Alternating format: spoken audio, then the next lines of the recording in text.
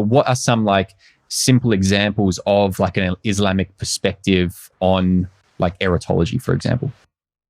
Oh, great question. So I would say that, so from an Islamic perspective, the Quran, which is like our sacred book, and then the hadith, which is the traditions or the sayings of the Prophet Muhammad, peace be upon him, they're like sacrosanct. So we believe in terms of the Quran being the word of God, and the sayings and approvals of the Prophet, peace be upon him, as being like, this is ordained by God or approved by God. So he's like our ultimate role model.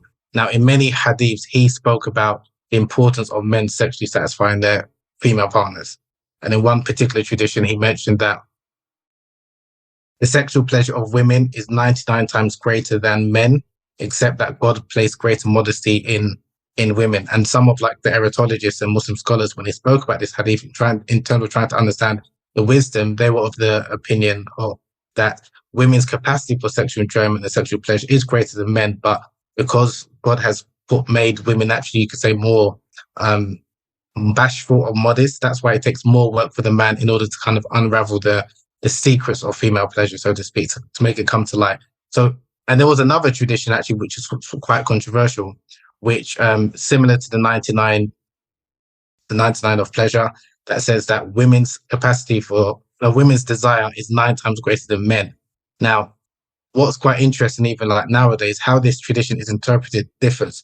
So some men took it as, okay, women's naturally got higher libido than men, so therefore, the onus is more on their husbands to ensure that they're sexually satisfied, right? Whereas some looked at it as in, okay, this is a problem. We need to control women's sexuality, because if not, they're going to start sleeping around with everyone. And that's why we need to practice like some barbaric, practices like female genital mutilation, in terms of cutting their clitoris, secluding women, because we're worried that if they're with any kind of strange man, they're going to sleep with them.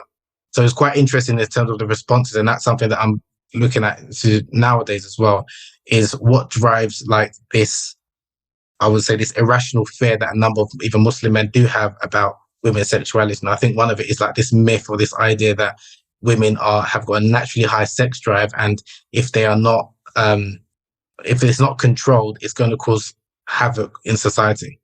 Now, this is like a cultural problem that manifests itself differently in different cultures. So that's something which I would say is different from the books of the Islamic erotologists when they're speaking about women's sexuality. It was either a case of, okay, because women actually have this God-given ability to experience multiple orgasms and multiple extreme pleasure, the onus is on the man to ensure that he satisfies the woman.